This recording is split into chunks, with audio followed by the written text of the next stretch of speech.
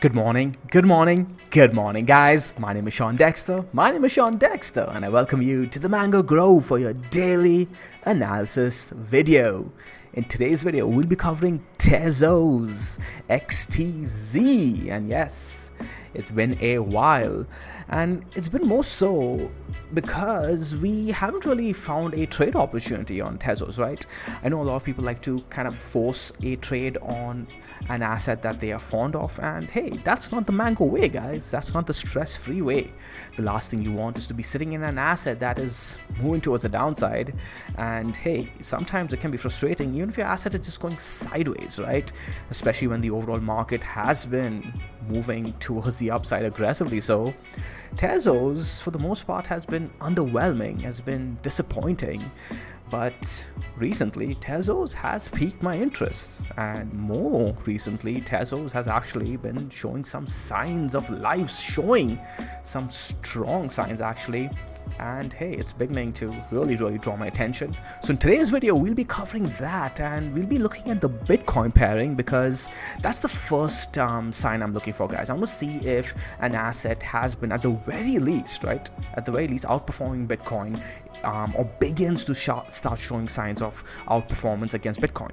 Once that is established, we can then start looking at the USD pairing. So we'll start with the Bitcoin pairing today, and then we'll move on to the USD pairing if there's time. Leave a comment down below, by the way, if you guys are even interested in the USD pairing. I really need to know these things, right? I don't want to spend time talking about things that people are not interested in. So before we move on, I want to give a shout out to everyone in the Mango C program, because they've been keeping an eye on Tezos, and I would have completely missed this had it not been for like Tommy. Big shout out to Tommy. He's been keeping a very close eye on Tezos. And Trader Fraser too. He brought one of the charts to my attention. And that's when I looked at the monthly time frame. And let's switch on over to the monthly. And this is what really drew my interest, right? This did not look good. Okay, this did not look good at all. This month, the previous month, okay, the month of July, did not look good at all. Like, we tried to push higher. We tried to close a nice strong month above these candle closes over here, which would have been really good. But Tezos seeing a massive rejection over there, right? And compared to Chainlink, that a lot of people have been comparing Tezos to, it didn't have the best month. Like, if you look at Chainlink's monthly chart, guys, I'm not going to go ahead and put it up over here. We'll cover Chainlink very soon. Again, leave a comment down below if Chainlink is the chart you guys want me to cover next. So yeah, this month over here was not very convincing at all. Not very convincing. That being said, if we are playing just pure support and resistance, we can go ahead and mark out, well, you can mark this region out over here, and I would have marked out this region over here.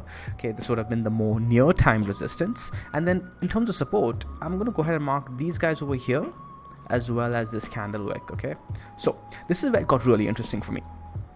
The month closed pretty bad, right? This wick over here was pretty bad. It was a rejection wick. That being said, we did hold our support, right? We didn't close underneath these candle closes of around 2,501 Satoshi. If we had closed underneath that, that would have looked even worse. But then we did one thing further that still held strong life for Tezos, especially if you're a support and resistance trader, right? This is completely fine on the monthly time frame. This is a strong edge to be had over here. We held this wick low over here at 2,399 Satoshi. Now that was really important. Okay, let me zoom in over here, guys, and you can see that this wick over here was coming in at 2,411 Satoshi to be perfect, and right over here the July wick was at around 2,422 Satoshi. So we just managed to hold that low, and that, guys, can be played. Okay, you can play off that. Now, did I take that trade? No, I did not take the trade, but there was a trade to be had in terms of continuation towards the upside on the lower time frames, right? So if you combine the fact that, hey, monthly, you can say something like this, right? Your thesis can be, hey, monthly support, oops, that's supposed to be colon. So let's say you're saying monthly support was held. All right, cool. Monthly support was held. Can I use this as a foundation for a trade towards the upside now? Okay, because you have strong edge. Because, guys, when we closed the month, we were still sitting around somewhere here. Okay, you can play this towards the upside, and you have a nice 30% for a monthly trade all the way up to 3,200 Satoshi, and perhaps continuation after that, and you can do some of your trade in again, your support and resistance trader, right? In this case, or you can combine the two and be like, hey, you know what? I'm going to use support and resistance on the monthly and trend trade it on the interim. But again, that's a little bit more advanced. We're not here to talk about that. So those edge to be had over there, especially since we are holding this wick low over here, and you can use your invalidation point based on us holding this major wick low at 2,405. So okay, cool. So we have that. Now we can drill down on over to the lower time frames, and I think Tommy was looking at this. I'm not entirely sure. I am forgetting, but this structure over here, right? That was the easy trade. Again, did I take this trade? No, I missed it. I haven't been in the perfect state to trade. As many of you guys know, I've been sick, I've been recovering, blah blah blah, so I'm not trying to get too aggressive, and the lower time frames are a little bit more aggressive, right? But over here, guys, we did have a really nice trade opportunity on this structure, right? You could look at this as an ascending triangle and inverted head and shoulders, whatever you want. To me, the structure is what's important. This horizontal over here, guys, that we were holding for the longest time on the 4-hour time frame, as well as the 12-hour, I do believe was really important. And look at this. What do you get after? You close a 4-hour candle, confirm, retest it a few times, and see that strong bounce towards the upside. And this was the big sign, guys. To me, this was the big sign that, hey, you know what? Tezos might be looking to see continuation towards the upside, making its way all the way up to, if I was looking at the lower time frames, I'd be looking towards somewhere around here first, 2,911 Satoshi. Yep, that does line up, and then eventually make its way all the way up to the monthly resistance. So that being said, let's go back on over to the monthly resistance. So if we have a resistance right over here at around 3,200 Satoshi and a support right over here at around 2,508 Satoshi, would we be looking for a trade from here to 3,231 Satoshi? It might be tempting, right? You might be looking at this and saying, hey, there's some way to go, and you wouldn't be wrong. There's a good 13%, right? And Tezos could more than likely, most definitely rather, shoot up all the way there without stopping. But that being said, I'm not too keen, guys, over here. What I do like to do, for those of you who have been following me for a while, you guys know this, I do like to mark a midpoint, right, between the resistance, I'm gonna say support, between the resistance and the support, right? So let's say we are looking at the bottom support region of around 2,500 Satoshi and resistance right over here at 3,200. We could mark a midpoint. Let's go ahead and actually do the measurement. Right, so you're looking for 50%, and you can just use the measurement tool, guys, and you could be marking somewhere around here, and you can see that we are sitting very close to this resistance right over here at 2,800 Satoshi. So I'd like to see a daily candle, or at least a 2-day candle, because we're looking at the monthly and the weekly time frame, or we've not looked at the weekly yet, but because we're looking at the monthly time frame thus far, you want to look at the high time frames. Okay, at the very least, the daily, the 2-day. For me, I'd rather look at the 2-day, to be honest. Just keep it stress free, because the higher the time frame, guys, the less frequent you're trading that particular asset and less frequent decisions you will be making. That being said, Tezos is kind of shooting up right now, but you can't let these kind of think about it. Right now, I'm looking at the monthly time frame, guys, and we're seeing it move, and your heart is probably beating, right? Oh my god, I'm missing it. Imagine what it's going to feel like if you're looking at the 1-hour time frame, the 4-hour time frame even. Hey, people look at the 15-minute and the 30-minute time frame, it's going to drive them nuts, because as you watch the chart move without you, you feel, oh my god, I'm missing out, right? That FOMO really kicks in. So that's where, again, the high time frames puts things into perspective and tells you, hey, you know what, it's not moving that much. And yeah, so right over here on the monthly, we are sitting in the middle of the range, somewhere around here, right? 2,800 Satoshi. Top of the range at around 3,200 Satoshi. That's what we want to keep an eye on. And the bottom of the range, 2,400 Satoshi, 2,500 Satoshi. That's what we don't want to lose. If Tezos does lose this, guys, that's when we'll be looking all the way to these levels here. Yes, it looks ugly, but keep in mind, Tezos could do this while still holding its USD value, right? For those of you who are looking at Tezos as a long-term investment in terms of a USD portfolio, Bitcoin could make a massive move, and Tezos could simply lose against its Bitcoin pairings. So keep that in mind as well. Alright, so we looked at the monthly, we have our support, resistance, and midpoints marked. Now the next thing to be looking at to find a potential trade opportunity is the weekly time frame, right? Or at the very least, that's what I like to look at. And this, by the way, guys, is where it gets really interesting. What I'm going to do now is I'm going to go ahead and delete all of the drawings, okay, just to keep things simple, okay. And this is where the structure gets really interesting, at least for me, okay. Remember guys, we talked about how Tezos has been in a way kind of underwhelming compared to its counterpart Chainlink, right? People like to compare the two of them, and while Chainlink has been making some new highs on the Bitcoin pairing as well, Tezos has not been doing it, right? It's not been following the same structure, because what do we have over here? We have lower highs on the weekly time frame, okay? Look at that. Lower high, lower high, lower high. However, we do have a flat line over here, but to be honest, you could look at these as higher lows. So we do have a descending triangle over here, and this is going to be really important, because people are going to be like, Sean, why are you saying that, man? Descending triangle is supposed to be bearish. Don't talk about anything bearish. This is an asset I love. Firstly guys, please do not try to get too married to your asset, and if you are married to your asset because of long-term potential, just, you know, don't worry about the weekly time frame. You should be only looking at the monthly time frame, right? And even then guys, we haven't really broken this yet to be calling that a bearish pattern. Remember what my views are when it comes to pattern trading. It is neither bearish or bullish until the pattern actually breaks towards the direction, right? Because this is only a formation that's being put in place that has a probability of leaning bearish versus bullish, and the trend does not really get activated until the break, okay? So right now, what do we have? We have lower highs, definitely, but we also have a flat line on the higher lows, or slightly flat line, right?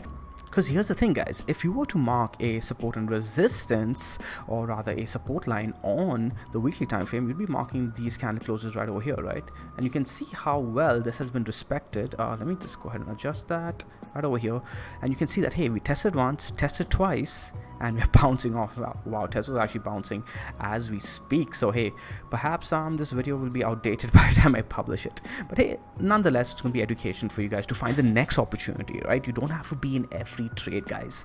Remember, we are actually using Chainlink as a basis to get bullish on Tezos, and I'm kind of getting ahead of myself with that, but that's essentially where I'm going with this, okay? Remember, we do have a flatline structure over here, so this has not broken towards the downside. This only breaks towards the downside after, or rather, this only gets bearish after we break this towards the downside. Also, there was something really bullish that happened over here, and for those of you who are in the Mango C program and have watched the entire order flow module as well as the risk management, you guys would have known how this was a trade opportunity, right? So the combination, this is why I tell you guys in the Mango C program to just be patient and go through all the modules very slowly, very patiently, and reflect on the charts after each module, because over here guys is a combination of one, your support and resistance module, okay, your SNR module, oops, yeah, SNR module, and also your order flow module, as well as your risk management module, right? If you had combined all those three together, you would have found a really good trade opportunity right over here, okay? And you would have been using this to your advantage, and you guys know exactly what happened over here. This was extremely bullish, and you're seeing that continuation right now.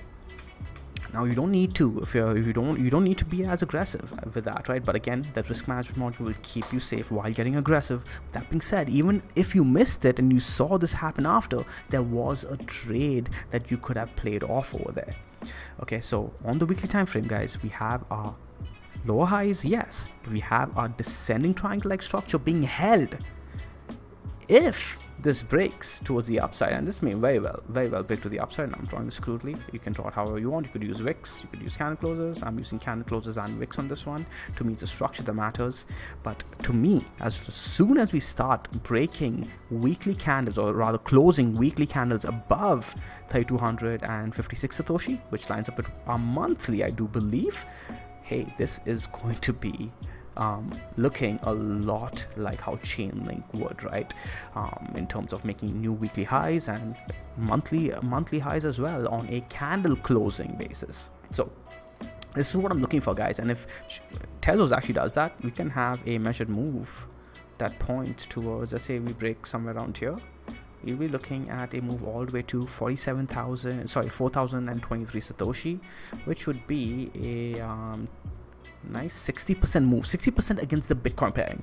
So on the USD chart, guys, it might be much higher. I don't even know what Tezos is sitting at on its USD pairing right now, but remember, if Bitcoin goes up and Tezos goes up against Bitcoin, your USD pairing is going to be that much more, going to have that much more of a monumentous move. Okay, so that's what we're looking at on the weekly time frame. This is looking really good, and this is where it comes down to using the overall market and perhaps even Chainlink as a basis to be bullish on this asset, right? I wouldn't have been looking to short Tezos, as tempting as it may be, right? Sometimes you're looking at this, you're waiting for the structure to break towards the downside. You have to keep an eye on the overall market, guys. You cannot just get too tied on your bearish view or your bullish view. You have to look at the overall market, look at the structure, and then be like, okay, you know what? I want to wait for that confirmation. And if the overall market is bullish and the overall market is breaking towards the upside, even on its bearish formations, do I really want to be shorting this asset? Because remember, guys, Chainlink was in a rising wedge on the weekly time frame. Remember, we were looking at it for so long, and I was being, I was getting a lot of crap from some YouTubers, not YouTubers, YouTube comments, where they were saying, "Hey guys, hey Sean, how can you be bullish on Chainlink? That's a rising wedge. You're being irresponsible. That's going to break towards the downside." And I was like, no, this is in a bullish trend, and until it actually does break, I'm going to stay bullish on this. And what do you know, guys? Chainlink broke towards the upside, right? And it's going on. It's continuing. Similarly, we are in a bullish market. Tezos overall is holding its major candle close higher lows, right? And the market is bullish too. I'm not going to get bearish on this asset. Okay, I could stay neutral and wait for confirmation and play trades towards the upside because the overall market is bullish, but I'm not going to get bearish on this. And in fact, this could very well break towards the upside and see continuation like Chainlink did. And it may be a massive move. Why would I get emotional on this asset and miss out on that opportunity if there is an opportunity, right? Remember, guys, at Mango, we're not bull tards, we're not bear tards, we are make money tards or make BTC tards, whatever you want to call us. But either way, at the end of the day, we are put food on the plate, put a roof on your head for your family tards. That's what we want to do. Okay, so again, guys, none of this is financial advice. Please be responsible. Please do your own research. All of this is education material to help you perhaps learn how to do this for a living consistently and profitably in the long run. Alright, so again, we're looking at these candle closes as our next major bullish move. Let's go ahead and confirm that with our monthly. And the monthly candle close is coming in at 3,200. Okay, cool. And the weekly candle closes are coming at 3,200. So we're seeing confluence over there, guys. This may take its time. This may happen in a week or so. Who knows? But we'll be ready nonetheless, right? Opportunity galore in this market. No need to FOMO. Now, we looked at the 4 hour already as a lower time frame opportunity, but let's say we're looking to enter very soon. Where would I be looking at next? The weekly is looking pretty mature. The monthly is looking good now. What about the daily? No, not really. I'd rather, again, just like the previous video, guys, I'm going to go ahead and look at the 2-day time frame. And let's see what we have over here. We'll turn on the Mango ribbon. By the way, guys, Mango ribbon completely free, so you can find the link down below. And the 2-day is telling us that, hey, we do have some resistance over here. 2-day 21 EMA coming over here, 10 SMA coming over there.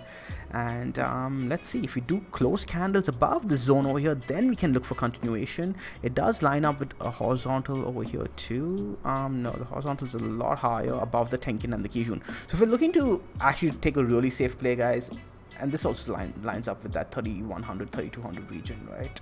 So the really safe play would be to be patient and wait for Tezos to clear this zone over here, guys, the Tenkin and the Kijun on the 2-day time frame, and then look for the continuation play, because this would line up with the 2-day, the weekly as well as the monthly.